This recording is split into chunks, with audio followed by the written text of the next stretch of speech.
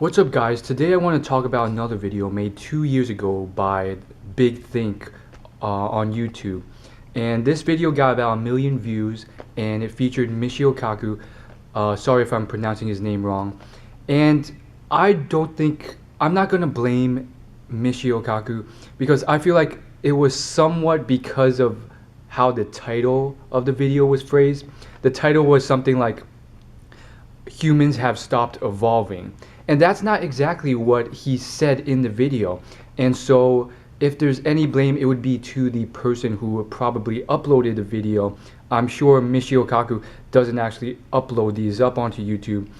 They go through the Big Think channel, and whoever uploads them gets to choose the YouTube title.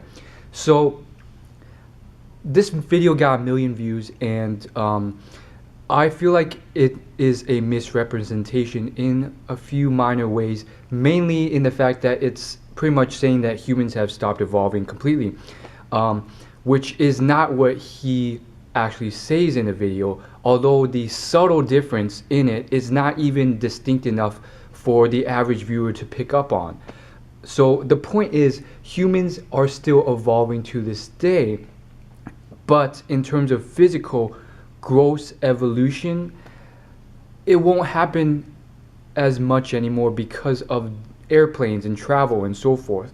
However, to say that humans have stopped being naturally selected for certain traits, and that we are not going to evolve in the future to be different, that's not the case at all. However, what you think will be different is probably not what you expect.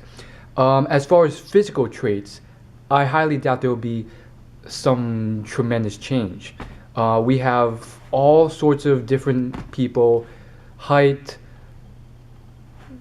tall, small, but the one thing I know that is being selected for now is intellect. And intellect branches off into multiple different fields, from street smarts, which can help you create a tremendous business enterprise, to actual intellect that will help you excel in academics. And sometimes you need both in order to survive. And I definitely think this is being selected for because there's a definite selective pressure in terms of success, and more so survivability, which is really the only true factor which will determine if there's any change in the long run in terms of evolution. And it's simply down to, will you survive and pass on your genes to progeny, or will you not? And if you do survive and pass these genes on, there you go. But when I look at the world and I look at the people who are having trouble surviving, who have trouble making a living, and who may not pass on their genetic traits to their offspring, these people, more so than not, have trouble not because of how muscular they are, or how weak they are, or how tall or small they are, or what color their skin is, or whatsoever that is. It's really down to a sort of ability to pretty much make money.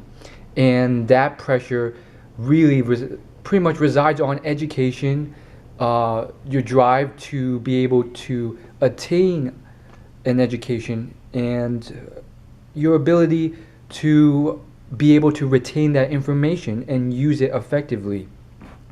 So it's very much being selected for. And if you really go to the slums of China or India or Africa, there's a huge pressure, there's a huge competition even to this day for educational success.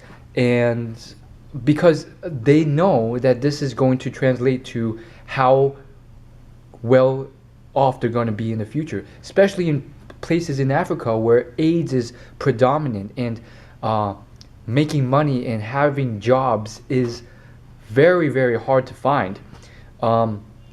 So that's my 2 cents. I do think that in 100 or 1,000 years, the average person will be a lot smarter in a lot of different ways. Street smarts, intellectually smart, and maybe even the average person of 1,000 years from now may consider the smartest people of today as dumb people. Maybe not dumb people, but not that great.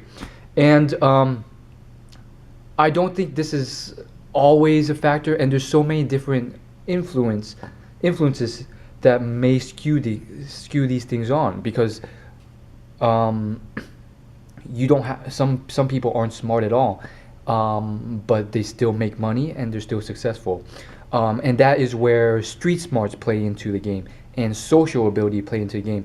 So it's really a lot of things being sort of selected for, but on the flip side, there are so many different options opening up. So it's like, okay, you don't have intellectual smarts. That's okay. If you have this trait, you'll still be able to survive and pass on your genes. Now, to pull this all together, I don't think that evolution is something where you're sort of culminating towards some perfect form. That's not exactly what it is when you actually study biology. It's more so just a sort of keeping up with the Joneses effect, where you're pretty much running along with the rest of nature, which is also growing and improving and sort of competing with you in order to survive.